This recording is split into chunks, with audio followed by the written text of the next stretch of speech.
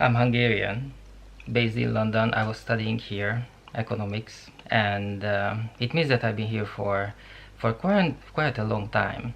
And during this time, when I met fellow Hungarians, they always said that the very first thing they noticed, which was funny to them, is the sandwich culture, especially the this triangle shape it was cut into.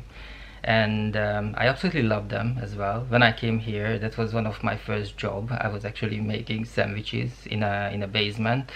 I don't remember now, but at least 16 people were there as well, and we were talking. There was music, and absolutely loved it. There was like we needed to make a lot of sandwiches, like I don't know, like 200 sandwich within half shift. One shift is 8 hours, so that's it. Within like 4 hours period, we needed to make like 200 sandwiches or something. So it was like an incredible number of sandwiches was expected from us. And you know what, most of the time we could make it, we reach those numbers.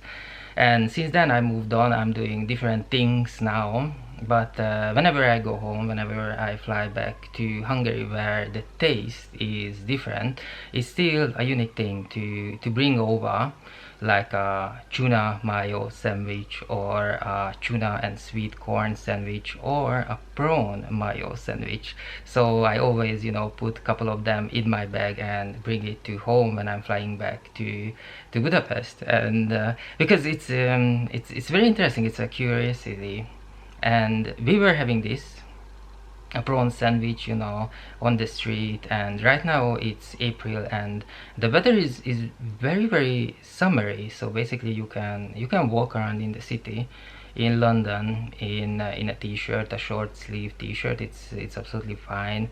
And we have a little bit of sunshine. We had this a month ago in the beginning of March, and I think I put it in my calendar, 15th of March, to take pictures of, on my free afternoon, the cherry blossom trees. And but then the weather turned to cold, but still, the cherry blossom, this is a process you cannot stop, and it was absolutely amazing to see. So we were talking about this when we were, on the street. We found a wooden bench, and we sat down, and we were eating on the street. We were eating our sandwiches, the prawn sandwich, and we were talking about things. It was a very busy day with meetings after meetings, and we had a couple of hours gap, and we decided not to go home, because if we go home after like 20 minutes, we need to leave home and come back to the city. So we decided just to stay there and walk around on streets we don't really know, because there are new buildings there, or new shops, or new things, just to see, just to kill the time and eat a sandwich. And we had this prawn sandwich. So we were talking about the sandwich culture, and we were talking about another thing, which is quite a common theme if you are not born in London but you are working or studying like me in London. That is the accents.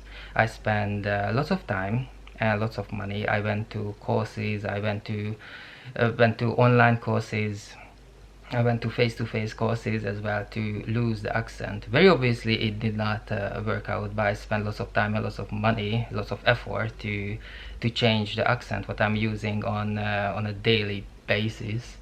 And but I never had problem with this. Everybody understands, what I'm saying, and if they don't, they ask back, they asking questions just to make sure what is the message here I like to get across. So I never had problem. But my friends, they always talking about this. For example, not long ago I got a very good job with quite good salary. They don't give this kind of salaries anymore. I got it because they thought I'm from Chile, from South America, and I am obviously not. I explained that I am from Eastern Europe, from Hungary. And it happens many times. Most of my friends, they are from Eastern Europe and places like that, but they always mistake them to coming from a different culture, from a different country. But we always talk about this in a comedic way. We are having fun. As last Monday, what happened, they thought that they from Slovenia, and the other one, oh, last Tuesday I met this and this girl, and she thought that I'm from South Africa and all that stuff. And what happened is that it is not a common thing. Maybe once or twice I heard in last few years living in London that someone said it in a complaining fashion, that he got a little bit offended about this. Well, right now, when that time when we were having prawn mayo sandwich, on the street, eating on the street, just to spend some time we had between meetings. What happened is that one of the guy after the meeting came to me and asked me that, oh, you have a very strange how you pronounce the word, it's kind of strange. Are you from Russia?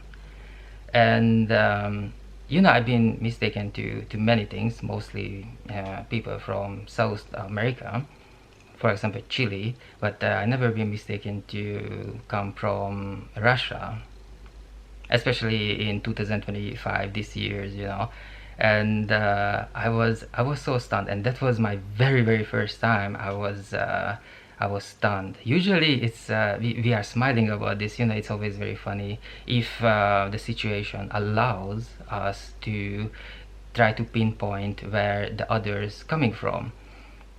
But today it was not fun when they asked me if I'm Russian. I was like, oh my god, but what should I say? What should I answer? And basically all day long, even when eating the prawn sandwich, on that wooden bench on the street corner, we were thinking about this. We were talking about this. What would have been the right answer to this if someone in London, after a very important meeting, asks you if you from Russia? What is the right answer to that? What is the right answer?